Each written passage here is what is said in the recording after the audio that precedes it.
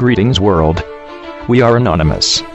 The IRS just declared war on Bitcoin retroactively.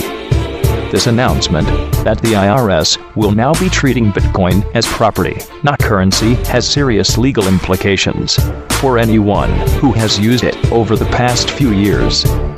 On March 25, 2014, the IRS issued a unilateral edict which instantly puts the entire US Bitcoin community in legal quandary. They are calling it virtual currency guidance.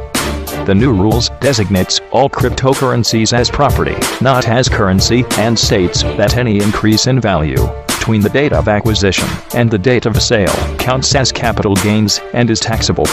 All payments using Bitcoin are subject to the same reporting requirements as normal payments, and Bitcoin mining is also now considered taxable income. Oh, and by the way, these new rules and penalties apply retroactively. If you run now to grovel at their feet, they may be willing to reduce those penalties somewhat if you can convince them that you had a good reason for not reading their mind in the future. Their new law: taxpayers may be subject to penalties for failure to comply with tax laws. For example, underpayments attributable to virtual currency transactions may be subject to penalties, such as accuracy-related penalties under Section 666. In addition, failure to timely or correctly report virtual currency transactions when required to do so may be subject to information reporting penalties under Section 6721 and 6722. However, penalty relief may be available to taxpayers and persons required to file an information return who are able to establish that the underpayment or failure to properly file information returns is due to reasonable cause. In one failed swoop, the U.S. government has placed the entire U.S. Bitcoin community in a precarious legal position. Much of the allure of the currency lies in the fact that it has been widely viewed as a way to bypass government restrictions and to challenge the current monetary system.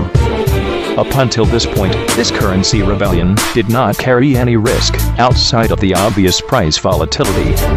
Now, however, those who have bought, sold, or mined Bitcoin since 2009 have a choice.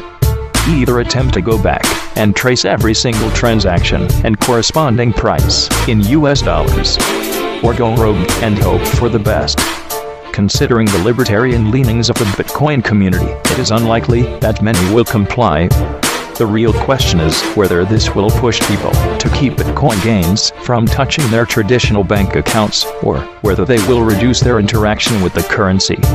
The decision to apply these rules retroactively may have another unintended consequence, given the massive undertaking that retroactive bookkeeping would entail. Many Bitcoin users are very likely to make a conscious decision not to obey. For many, this could very well be the first time that they defy the federal, not our supposed-to-be government, tax collectors.